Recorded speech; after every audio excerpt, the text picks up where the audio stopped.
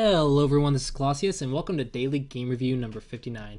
Today we have Raein 18Q versus RunfanShi, or RunfanShi, or however you pronounce this Chinese phrase. He is also an 18Q, so 18Q versus 18Q. Alright, at this level we are focusing on learning the basics and applying them, so that is what we're going to look at today. Alright, so getting started, we play an approach and another approach. Ooh, a 3-3, I haven't seen that in a while. Okay, and then we play this. This is not a normal Joseki for your level, so I recommend, guys, if you don't know the Joseki, make sure to immediately look it up after the game, and always look up Josekis online somewhere. You can go to the josekipedia.com or edogo.com, or look in some Joseki books, and there's also other websites that other people know about as well, so you can always ask online for a Joseki dictionary if you're a Joseki dictionary. And make sure you're looking up the variations, that way you can learn them. That's how you learn, is you learn one Joseki at a time. You just take it step by step at a time and learn them and do it every day, and eventually you'll know all the variations in the corner, or at least most of them, and be able to respond pretty decently.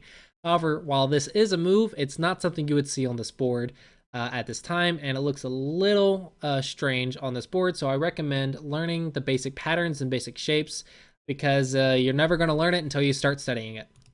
All right, so we play normal here, and normally you would go in the corner like this to keep taking the corner. And then this variation can happen. Something like this, along these lines. Actually, I think I misplayed this. I am missing something. I am missing this exchange. That's what I am missing. And then we could play something like this and then play like this. That's also one option. Let's see, what was the other option? I know there's one with this one where you can extend down. Actually, I think it's this one. That's what it is. That's the one I'm thinking of. And then here, and then here, and then here. That's the one I was thinking of, something like that. And then you can extend or something to get the influence. But this is the move to play. If you go backwards, then what was the point of playing Q17? It only has 2 liberties, guys, and now you're jumping back. So if you only have 2 liberties, this is definitely weakness. It's not connected because black can cut it off, and you need to do something about it. At the very least, you should connect and then 2-space jump back to make a base, because you have weakness. And remember, question 1 is, where am I weak? That's the first thing you should ask yourself. Where's my weakness? And you definitely have some weakness in this area, so you should fix it somehow. All right, so white jumps back and doesn't really help these 2 stones, so black should take advantage of it. You can go here, you can go here, or you could attack the group as a whole here. Those are your options. Black chooses Tanuki. Normally, if they ignore your approach, you want to either pincer, or you can go into 3-3. Another shape on the side is to go back, but normally you want to pincer this stone and attack this stone somehow by surrounding it because they ignored you. That's normally what you want to do, but the first question is, where's my weaknesses? And black doesn't really have any. And then the second question is, where's my opponent's weaknesses? And you should be looking for that next and take advantage of it and sente first. If you don't know what sente means, it means forcing. You can look it up on Sensei's library or Google it, Go terms. And sente is basically like forcing, or a variation that ends with you having the initiative. All right, so we jump back here. White plays here. The combination looks a little strange, but at this level, it's okay. And then black plays Chinese. It's fine. And now white finally gets back to defending his weak groups. Black, go ahead and Atari first, and then fix, and your shape looks so much better. White has this ugly empty triangle with bad liberties, and you can still come in and pincer. So this group looks really bad for white if you do that. If you play this way, then white's going to be able to come down and start fixing his shape. However, white continues to push and leaving that Atari. You guys should definitely get that Atari, and don't push from behind like this. It's normally bad style, because you're actually giving your opponent 5th line and now 6th line territory every time you push, and the influence is not equal. Black, go ahead and double Hane, because this is a Tsuji you want to remember.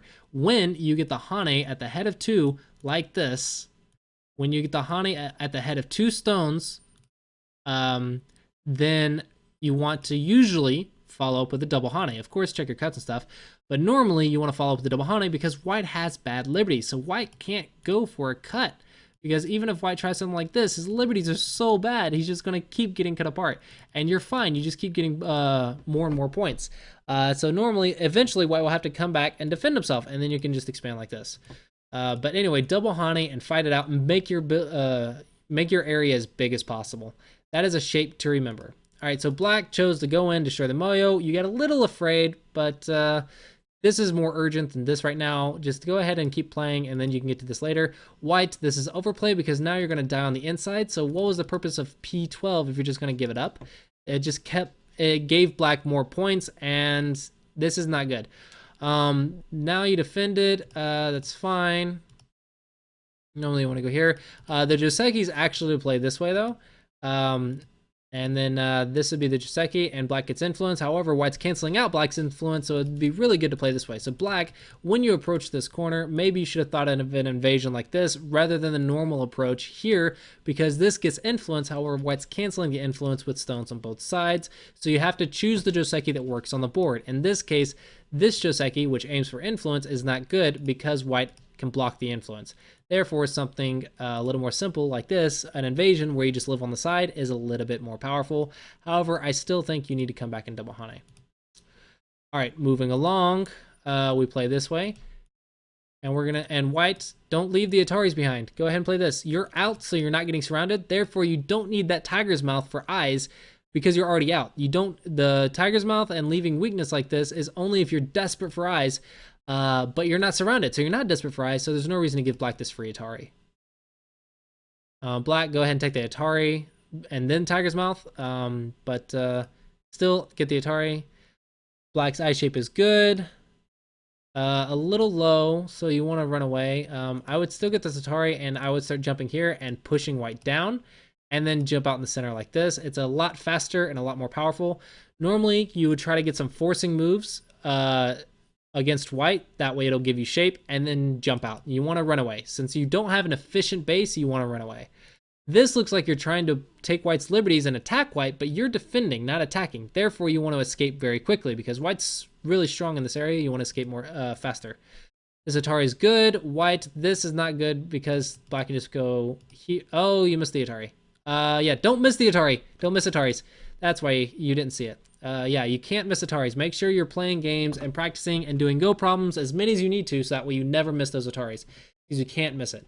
Black, this one's not that big of a deal. You can give up one stone and just get the outside. It's much bigger, so you don't have to save one stone every single time. White, need to watch your cutting points. If black goes this way and then like this, white is dead because it only has 2 liberties on the side, so black can actually cut and kill white on the side. And black, this is bigger than this stone because this is on the side, and this is in the center, and side before center. All right, now white gets the fix. Black does this. This is actually not big right now because black, you're alive. So you need to ask yourself, where's my weaknesses? I don't have any. Where's my opponent's weaknesses? Well, there's a weakness here, this stone. So you need to attack his weakness. As soon as you're alive, there's no longer weakness here. So this move is only points. This is not a lot of points. So you want to attack a big weakness first, and that is this stone because white ignored. Go ahead and get your profit here, and you can maybe get this later, but this is not the biggest move right now. Instead, you should go and play a very aggressive move like this. This is not big, so white, you could actually ignore this and go back and play this and get a lot of points on the side, which is much bigger than this right now. Even if black plays this way, white's alive, so white's okay, and then white could actually come back and do something like this. And then go inside black's area. You can see this area is much larger than this area. Therefore, it's better to play over here. All right, white, you need to watch your cutting points locally because this looks very dangerous. It doesn't work quite yet, but maybe there's some Aji later. Let's see. Maybe you could come up with something like this. Nope, doesn't quite work. Doesn't quite work, but still. The Aji here is very annoying. You don't want this kind of Aji laying around. Maybe black does something like this and maybe escapes at some time, or maybe finds a cut at some time, or maybe he makes this cut work at some point. Maybe he makes this extra sente at some point, all because you played this move. Just fix and you're fine locally. Globally, I would Tanuki. All right, so now both players are playing in the center, and it's not quite the biggest area because you want weakness. Black, double honey. If white tries to do something like this, There's a double Atari, so white has to fix, and then you can just keep building. So double honey's much bigger.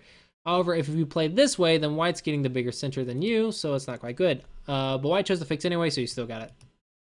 All right, good. Keep pushing's fine. Eventually, black, you need to attack the stone. You need to get Sente and attack the stone. See, white knows the double honey, but in this case, it's not good, guys. Why? Because there's an Atari here and a double Atari here.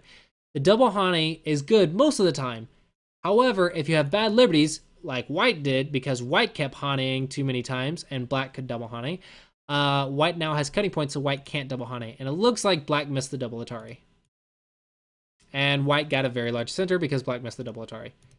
So you gotta watch those liberties, guys. The liberties are very important. Watch the cutting points, watch the liberties, and make sure you're looking for weakness first and then the big move. Your weakness, then your opponent's weakness, and then the big move. See, you're not looking for weakness because there's a double Atari and white found it. So it looks like both players need to train their eyes to see weaknesses. So I recommend, I'm going to stop here because I think we got enough to work on. I'm going to recommend both players remember the double honey, and for studying, do Go problems. It's annoying, but you got to do it because your eyes right now are not trained to see liberties and see cutting points effectively enough to make sure you never miss it in your game. The cutting points and liberties are so important that it's hard to even play Go without making sure that you can see these things. If you can't see these things, then it becomes difficult to play because you randomly miss stuff and then your opponent can just break in, cut you apart, and capture stuff that normally shouldn't have been captured as long as you were able to see it and fix it in advance. So make sure your eyes are well trained by doing Go problems and looking for it in your own games. Make sure you look for weakness first before you play something else. Always look for that weakness first and fix the weakness first before playing somewhere else. All right, so I hope this was helpful, guys. I hope you enjoyed this review, and I will see you guys next time.